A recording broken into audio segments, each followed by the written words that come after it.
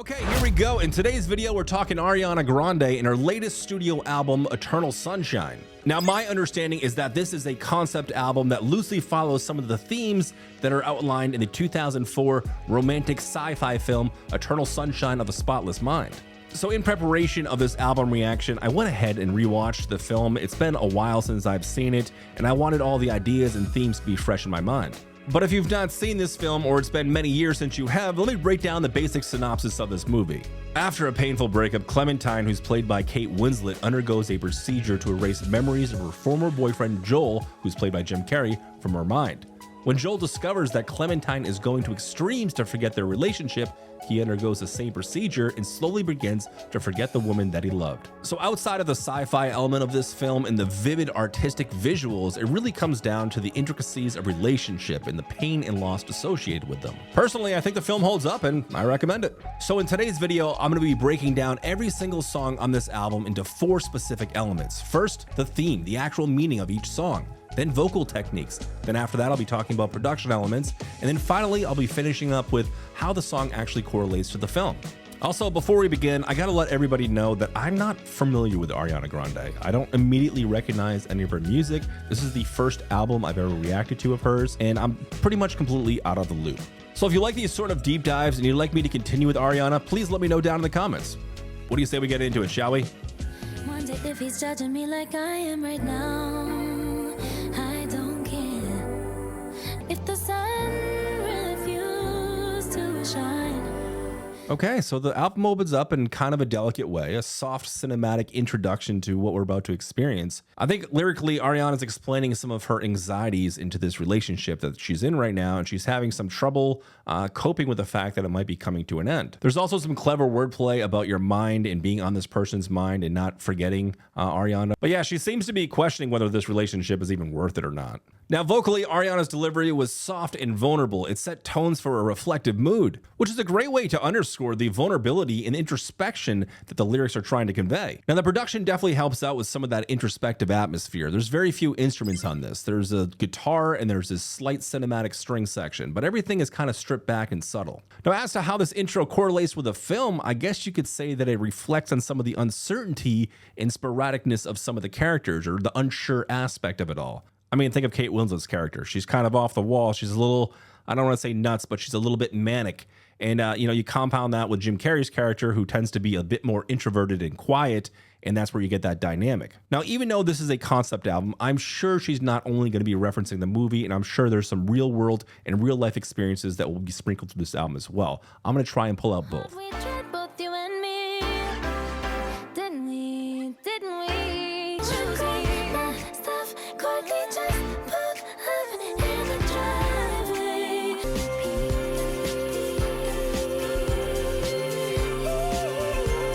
Oh.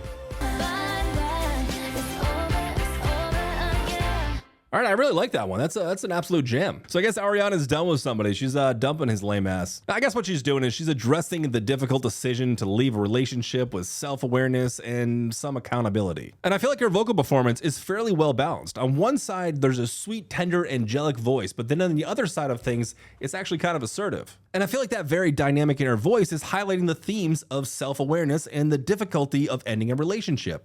And then on the production side of things, this is a very fun track. There's hints of disco. There's this dance pop nature to it. There's even a touch of urban soul to it all. Now, my personal favorite touch on the production was the fact that almost everything was completely organic. All the tones, all the sounds, all the instruments that you're hearing, for the most part, are organic, except for when it comes to the underbelly of this entire song, which is the bass line. It's what's known as a sawtooth bass line, and on paper, it should absolutely not work. It should disintegrate your immersion and be completely jarring, but it's not. And that's because of those dynamics in Ariana's vocals. So the correlation between the track and this film is I feel like they're both similar in their general themes of ending a relationship and the emotional complexities involved in them. But again, I have to emphasize this. This is not a film score. This is not a soundtrack. This is a concept album that has themes that are outlined in the movie, along with her own personal experiences sprinkled through the album. I'm just trying to find where she may have found inspirations.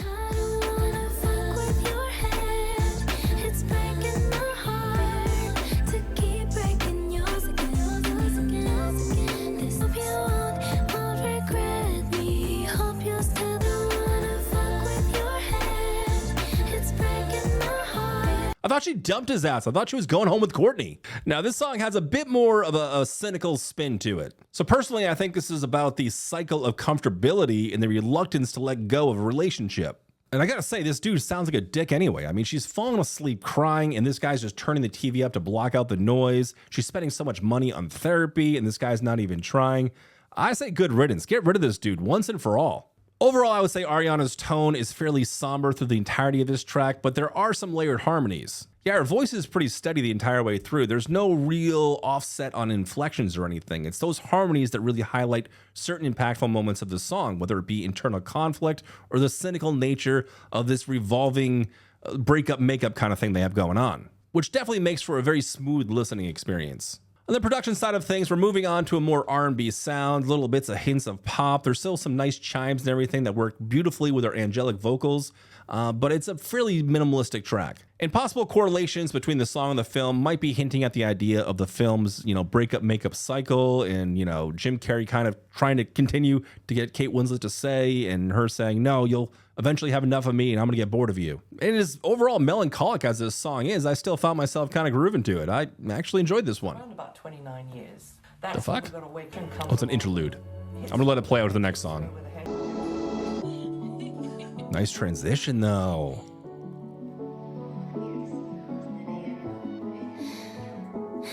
No, I couldn't change you. Be the first to say I'm sorry.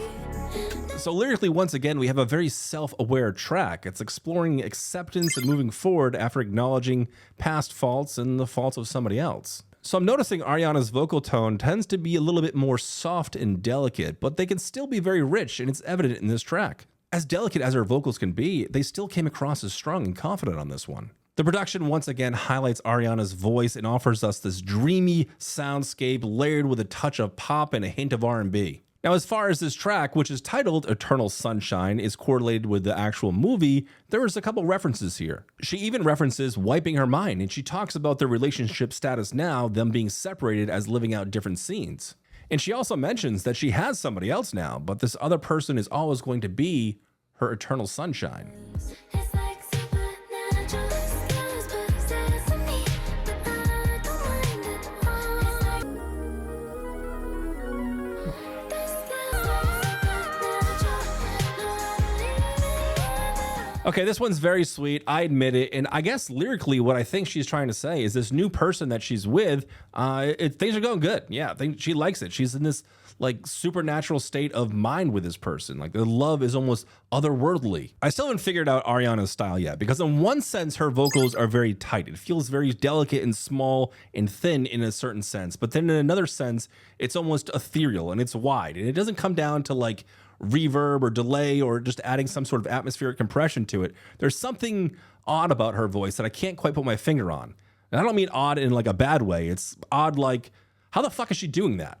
I feel like this overall ethereal quality adds to the theme and the all-encompassing idea of this supernatural love. Once again, we have minimal production with these driving low-tempo beats and this nice big round bass. It all adds to this atmospheric, dreamy sense. As to how this track correlates to the movie, possibly it's emphasizing the beginning part of the movie when Jim Carrey and Kate Winslet are falling in love and things are going good. But I gotta believe that Ariana is talking more about personal experience on this one. Give me love, love, give me love, not what I want. Give me love, love, ain't gonna happen to me. Give me love, love, give me love, love, love, give me love, give me love, love, love, love, love. I play the villain if that's what I need. Damn. Okay, so first of all, this is my absolute favorite I've heard in the album so far. And I think lyrically, she's trying to tell the story about being in a relationship with somebody that's doing some nefarious things, sneaking in at night, doing some other things behind her back. But Ariana wants to play the part. She's willing to do whatever it takes to keep this person in her life. She'll do whatever it takes to get that love from this person. It's definitely a vulnerable and dangerous place to be in if you're in this kind of relationship with somebody. And if this is an experience she's talking about from having firsthand knowledge of and actually experiencing it herself, I feel for her. She doesn't want anything but love. and she's willing to let so many things slide in the name of just having this person around. And so far, this is my favorite vocal performance from her. I mean, she's narrative, but at the same time, she's dynamic. She's showing some real emotions. There's actual inflections on this. On the production side of things, we're getting more slow driving, sensual R&B, but the bass itself is a little bit more elastic. It's a little bit more fun. I kind of like the expression they had in the bass in this one. Also, the sound design was really cool too. I'm not sure if you guys could hear it, but if you haven't, put on a good pair of headphones and you'll hear it. But low in the mix, it sounds like there's actual birds chirping. Now, how does true story correlate to the movie? Well, I'm sure there's some inspirations from it, but as I said before, I think she's speaking more in personal experiences. But honestly, I just hope that she's not in this situation right now.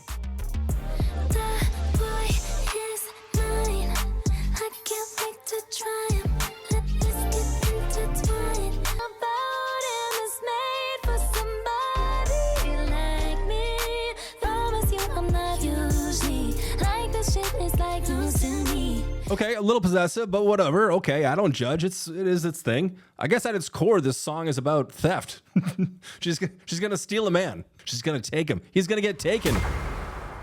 No, I think she's just fantasizing about being with somebody. Something he did, she likes, and she's determined that he's going to be hers. And also the vocals are a bit more playful on this one. They had some back and forth thing happening and some panning thing that was happening, which made it seem like she was talking to herself. And sonically, we get more modern beats and some R&B elements, and the bass line is really fun. Also, this is another one of those tracks where I feel like it's not taking too much inspiration from the movie.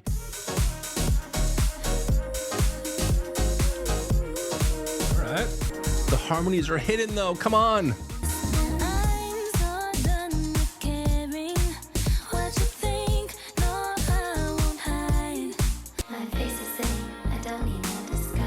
This is So Madonna. Okay, I'll admit it, that was a lot of fun. And lyrically, it's a very positive and a very sweet message. To me, it seems like she's talking to somebody that might be facing some sort of scrutiny for choices they've made, and she's just saying, you know what? Become your own best friend. They give you criticism to say yes, and so what, you know? She wants people to be comfortable and happy in their own authentic self, which I'm sure is much easier said than done. But it's messages like these ones that do sometimes reach people and do help people become a little bit more confident and a little bit more accepting of themselves. And I love to see it. I want more of it. And I think Ariana's overall tone was assertive and confident. I do have some issues with some of the mixing on this one. It sounded like she was popping off, and there were some beautiful harmonies, especially in the midsection and the very beginning. It's just they were kind of hidden by all the other elements of the song. It sounds like she was really trying to belt out, but it wasn't right there. And I was craving it. I wanted it. So far, I would say that this is the most energetic track on the album. It's got this retro disco type of feel to it. It's definitely upbeat and it's dancey and it's fun. So the next track on the album would be We Can't Be Friends, but I've already reacted to this music video. It's right here, right now on YouTube. Check it out. Wish you were worse to me. Yeah, I wish I hated you. How easy things could be if I did. And no matter how guilty, I still feel. Yeah, I wish I hated you. So far, lyrically, this is my favorite on the album. I think it's something most people can relate to, and I think it'd be easier to get over somebody. It'd be easier to move past some relationship if you just hated them, if you despise them in some kind of a way, and she can't bring herself to do this, which is incredibly human. I don't think any of us really instantaneously fall out of love with each other. I think it just takes some time, and then all of a sudden you just realize you're not in love with that person anymore. But it would make things a lot easier if all of a sudden you just hated them. So far, this has been a very vocal forward album. And what I mean by that is most of the production, everything behind her is there to highlight her. It's there to bring her voices up, and it kind of morphs around it. I mean, there's no abstract accent melodies. There's no crazy beat mapping. Everything that we hear is designed to bring her voice front and center. And this track is no different. In fact, it might be the clearest example we've had so far. But this gives Ariana's voice a little bit more room to breathe. It adds a little bit more movement to what she's doing, and she can really showcase it here. Yes, there's some effects being added. There's some doubling, there's some layering, there's some reverb to add some atmosphere and whatnot. None of it seems to be used as a crutch, and I think from everything we've heard from her so far, I don't think she needs a crutch. I think on this track, she's pulling from her own personal experiences and also possibly taking some reference from the movie itself. Now, in the movie, obviously, the technology exists where you can wipe somebody completely from your memory. All those shared experiences, everything is just gone. We don't have that technology today. The closest we could get to forgetting about somebody or getting over somebody is if we hate them. And that's why she wishes she could hate this person, to just get over them. Completely